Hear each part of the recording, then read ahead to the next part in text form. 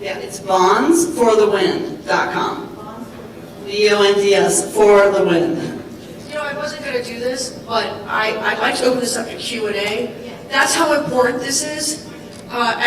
Listen, I can bring every headliner in the world before you. I need you to listen to what she is saying. It's critical to the future of our country. And many people will say, well, I don't have kids, or it doesn't really impact me. Guess what? If you love America, and you believe in faith, family, freedom, and keeping America as the beacon of hope for the world. Look, people aren't leaving their countries and everything they have behind to go to the shores of Venezuela. They're coming here. They would lie, cheat, steal, leave everything behind to become a United States citizen. Well, let's just be clear. We have millions of illegal people in our country that don't care about becoming a U.S. citizen. I just want to clarify that. But they want the benefit of being on our soil. The work that Michelle is doing impacts every one of us, and I ask you to hear the call to action. Save America's children. Save America's children. Thank you. Yes, ma'am. In our state, we're looking now so that children will all have to have COVID vaccinations.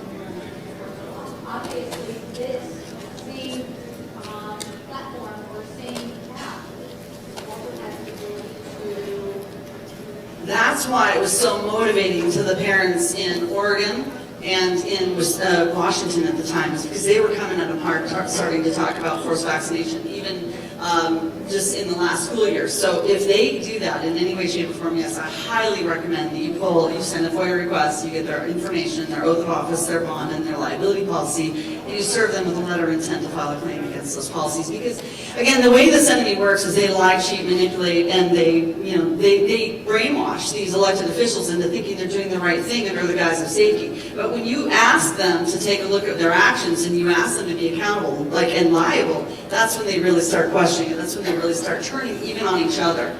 We saw that a lot, where they'd come back and you could see those vote was maybe 3 to 2 or something like that, because they were turning on each other, trying to hold the agenda.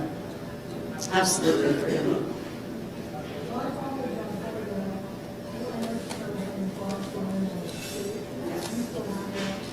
Yeah, so, this is one of the things I was really hoping to collaborate possibly with Moms for America, because this is something that we really need to take more international, and I just don't have the resources to do it. I couldn't just throw together a multinational operation, because we have people from Quebec and all over Canada, and all over Europe that were also using the same strategy, because this is worldwide. I mean, this is how they're supposed to be established worldwide with bonds and liability policies. So it was just impossible for me to maintain 75 Telegram channels that were all getting infiltrated left and right.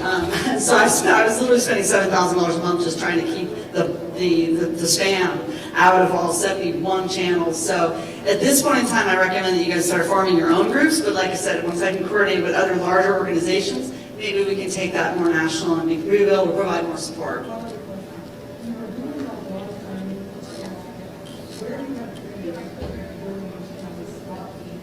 Great question. And it goes so deep. I mean, I could go deeper. This started a nationwide audit. And it started us going down a rabbit trail that got deeper and deeper and deeper. And I could red pill you guys some pretty thick on that, but I don't want to overwhelm right now in the moment. I'll just keep it simple.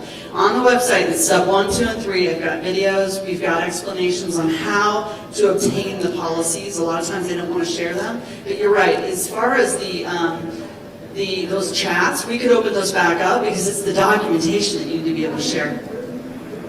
Yeah, it's the bondsforthewin.com.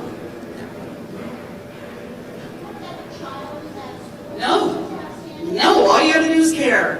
I'm telling you, that's how vulnerable these people are. All it takes is one claim, and this woman is $4 million per claim, and this poor daughter, this woman, Violet, her child, they've racked up quite a few expenses from her child being thrown in this mental institution. So who's going to actually do this?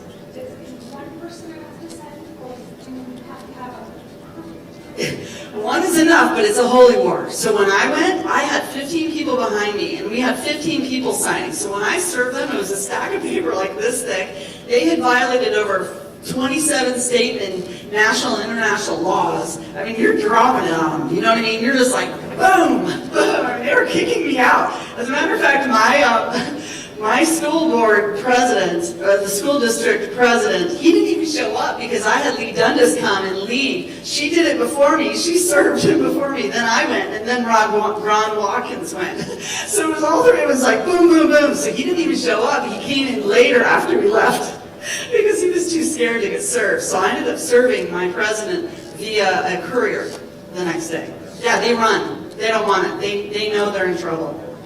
Anyone can do it, especially you. I know you can do it all by yourself, but like I said, I needed a support team.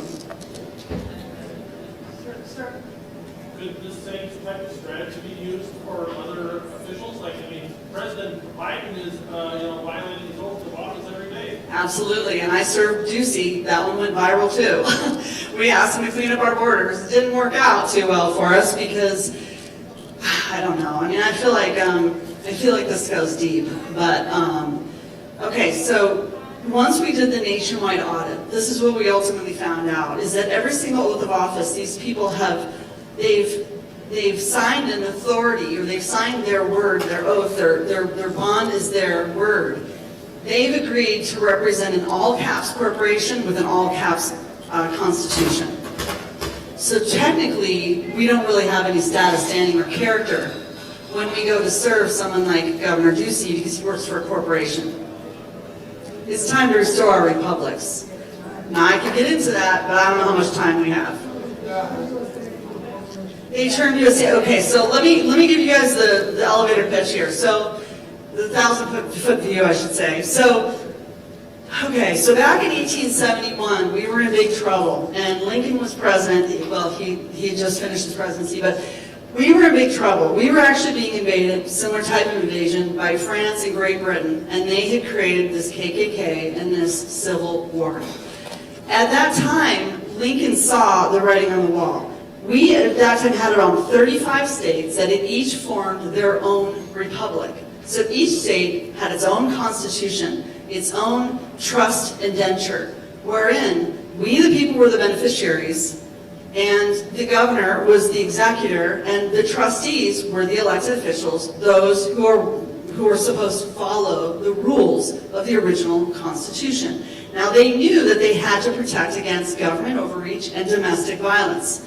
They also knew that they had to form a union, that they had to join a union in order to protect against foreign interference. So if, for example, Delaware were to get invaded, this would be very bad for the Union. So they had a president, if you will, of the national republic, but each of them were sovereign states. Well, in 1871, all of those state republics' seats were vacated. So again, we're talking governor, lieutenant governor, secretary of state, treasurer, House and Senate. They all vacated because they were upset about what was going on. And there was a lot of discourse in the Congress. When they came back a corporation, and we lost all of our status, standing, and character. We are no longer the beneficiaries of them. And I just have to ask you, do you think you have a vote for Walmart?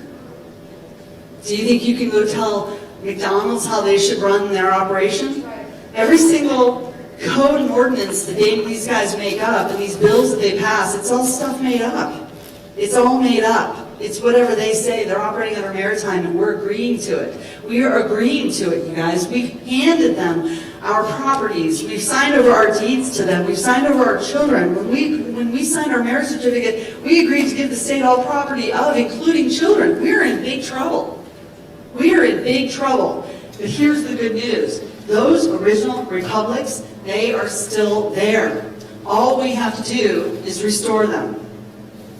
And then we get all of our status, standing, and character back. And then they actually start to fall in alignment because we are the beneficiaries of the trust. Now here's the thing. Lincoln knew what he was doing. He was an incredibly intelligent man. Again, he saw the writing on the wall. So what did he do? He created another trust. He put all 35 states into that trust as the beneficiaries, and he set it up so that the military is the protector of that trust. And a trust cannot fail for lack of a trustee. That's why military was the only way.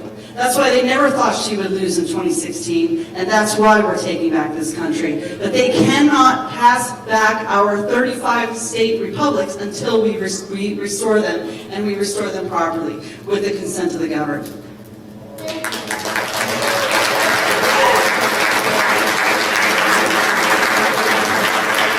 Okay, this young lady here, we're going to do one more question. Thank you so much for your courage and effort. And so my question is similar to this gentleman. Biden would be great, but on a local level, we could just do some homes election fraud. So do you have to be a member of the county that you serve? And can this work perhaps for elected officials involved in elections?